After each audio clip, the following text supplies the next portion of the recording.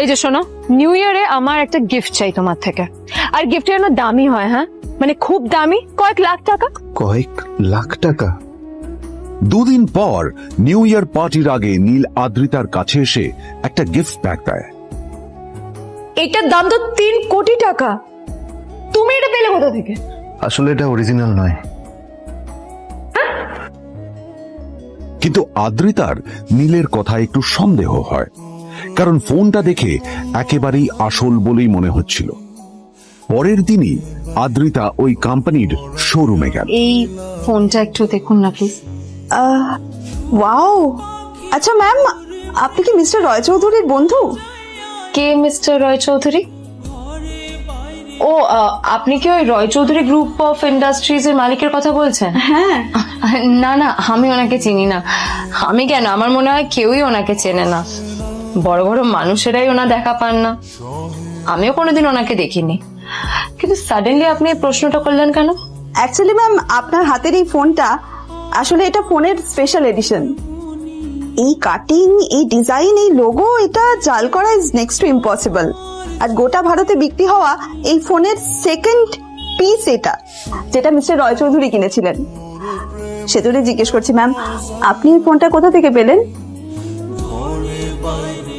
তবে কি নীলই মিস্টার রয় চৌধুরী, নাকি নীল এই ফোনটা চুরি করেছে? বেকার নীলের কাছে কোটি টাকার ফোন কোথা থেকে এলো? আর ও যদি সত্যি বড় লোক হয়ে থাকে, তবে ওর নিজের শ্বশুর বাড়িতে খরচামাই ওই বা থাকে কেন? আদ্রিতা এসব কথাই মনে মনে ভাবছিল। নীল, নীল! ওইদিকে বাড়িতে আদ্রিতা আর চিত্রা আশ্চর্য হয়ে গেল যে নীল হঠাৎ কোথায় উধাও হয়ে গেল। মা, তোমাকে কিছু বলে গেছে নীল? হ্যাঁ, কোথায় গেছে ও? না, আমি ওর কোনো খোঁজ খবর রাখি না। যখনই কোনো কাজের কথা বলি ভ্যানিশ হয়ে যায়। কোথায় গেল কে জানে। আমার ভাগ্যে জুটেছে এরকম একটা ছেলে। দিদি, তুমি তুমি কেন বিয়েটা দিয়েছিল আমাকে? এটা আবার কি বলছিস? আমার কি দোষ? দেখ, ওই অসভ্য ছেলেটার সাথে বিয়ে দিতে চাইনি। যা করেছে তোর বাবা করেছে, এটা আমার কোনো দোষ।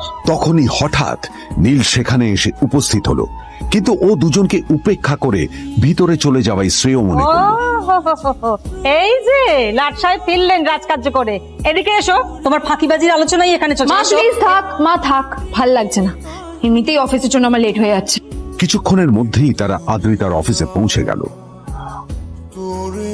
আদ্রিতা যখন ওর ক্যাবিনে পৌঁছলো, তখন দেখলো সেখানে আগে থেকেই ওর বন্ধু এবং বিজনেস পার্টনার বিজন বসে ওর জন্য অপেক্ষা করছে।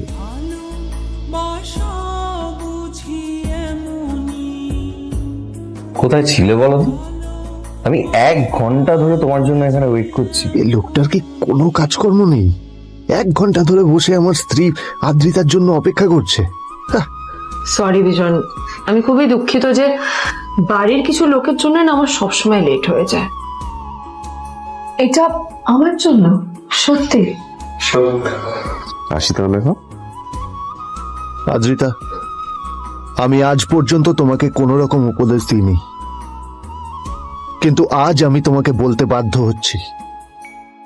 এই যে এই লোকটা তোমাকে শুধুমাত্র ইমপ্রেস করার জন্য একটা নকল সস্তার হীরের গয়না দিয়ে গেছে। এরকম একটা লোকের সাথে তোমার মেশা উচিত না। ভবিষ্যতে কিন্তু তুমি বিপদে পড়বে। আদ্রিতা, আমি তোমাকে কথা দিচ্ছি, আমি তোমার জন্য আসল রেয়ার একটা হীরের গয়না এনে দেবো, এর চেয়েও দামি, এর চেয়ে অনেক অনেক বেশি দামি। তার জন্য আমাকে যাই করতে হোক না কেন, আমি তোমাকে একদিন ঠিক এনে দেবো।